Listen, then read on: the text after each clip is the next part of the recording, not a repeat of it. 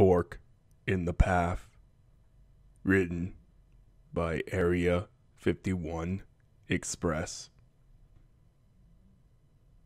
I gave my wife's foot a squeeze as I wished her a good day. A sleeping cooing emanated from the darkness.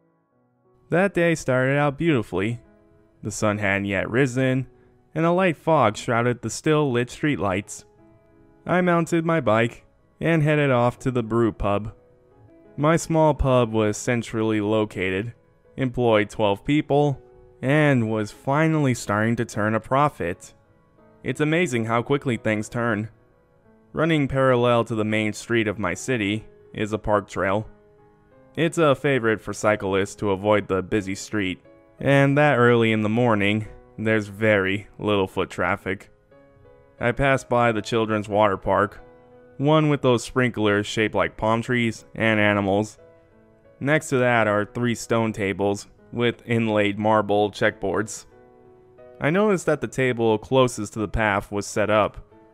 I thought since you have to bring your own pieces, someone must have forgotten theirs. I was feeling whimsical, so I dismounted and examined the board. Whites had already moved their king's side knight. I mirrored by moving my queen's knight to c6. Contented with my indulgence, I carried on to work. I secured my bike and unlocked the back door of my establishment. Parked off to the side of the parking lot was a police cruiser. I gave whoever it was a wave.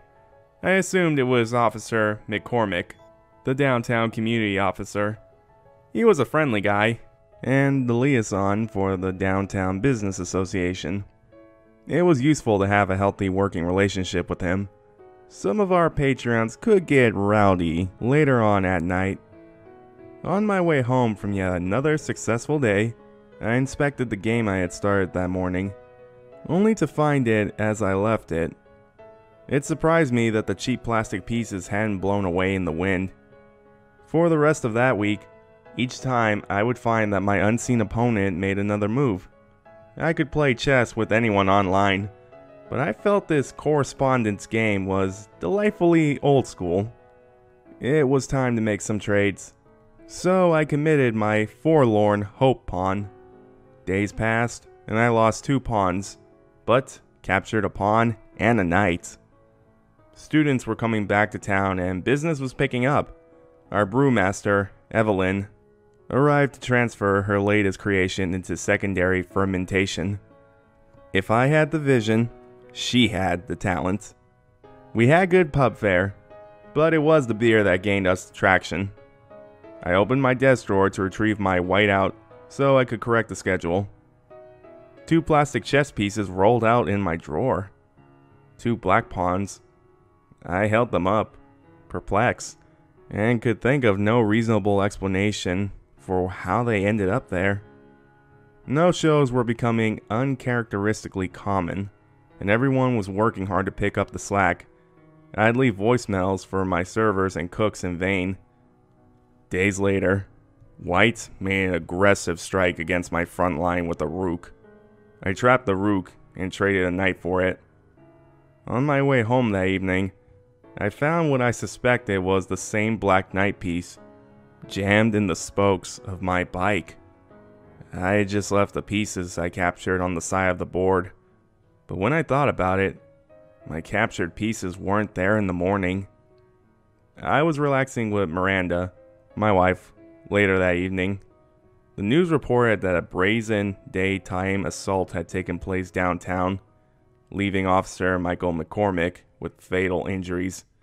He had been stabbed in the neck from behind while on patrol and died on scene. The police had no suspects. I had been living a pretty sheltered life for the past little while. Officer McCormick's death came as a blow. I proposed that we take a trip up the cottage on Sunday just to get away. I rarely take a day off. There's no time when you have a small business. That also meant that it was the first day I hadn't played chess with my mysterious partner. When I went through the park on Monday, I was missing my kingside bishop. White had a pawn out of position, and I assume it had taken my bishop. It was absurd. If I missed a day, why would make a foolish move for me? In frustration, I wiped the board clean, took all the pieces to work, and tossed them in our dumpster. I'm not super religious or anything. Miranda and I go to church on Christmas Eve, leave a large offering, and that's about it. My mom called me that night to tell me that Father Dave, our family's priest, had passed away. It seems he tripped and fell down the altar. The two-step fall onto red velvet carpet proved too much for the old man. I just wanted to fast forward to tomorrow, so I turned in early. I was settling in when I felt a foreign object under my pillow. It was the Black Bishop. I tried to rationalize. Surely the piece caught in my sleeve when I threw the rest out. I knew it was astronomically unlikely. The next day, the pieces were back, almost exactly as they had been. The exception was my dishonorable foe had run one of my rooks recklessly out of cover and subsequently captured it. It was midday when I received a call from Evelyn's spouse. She hadn't shown up to work because she was involved in a hit and run that morning. Evelyn was dead. I closed the pub so the staff could grieve properly. I grieved by cleaning Evelyn's equipment. It may not have been healthy to pretend like I was helping her, like it was just a regular day. I just wanted to feel close to her. And she loved that space she created. I was cleaning out one of the mash tuns when I glimpsed a flash of black as it fell into the bucket. I fished around in the bucket and retrieved a black rook. I swore and threw the piece against the wall. The pretense was over. It was too big a coincidence. Someone was stalking me and leaving these damn chess pieces as macabre trophies of people in my life. I hadn't made a move that day, but I stormed back to the park. If this sick bastard wanted to play, we would play. It took days, but we were entering the endgame. Taking no casualties added to the difficulty of finishing this.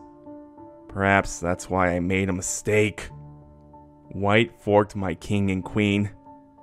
I can't risk Miranda. I'm forced to resign.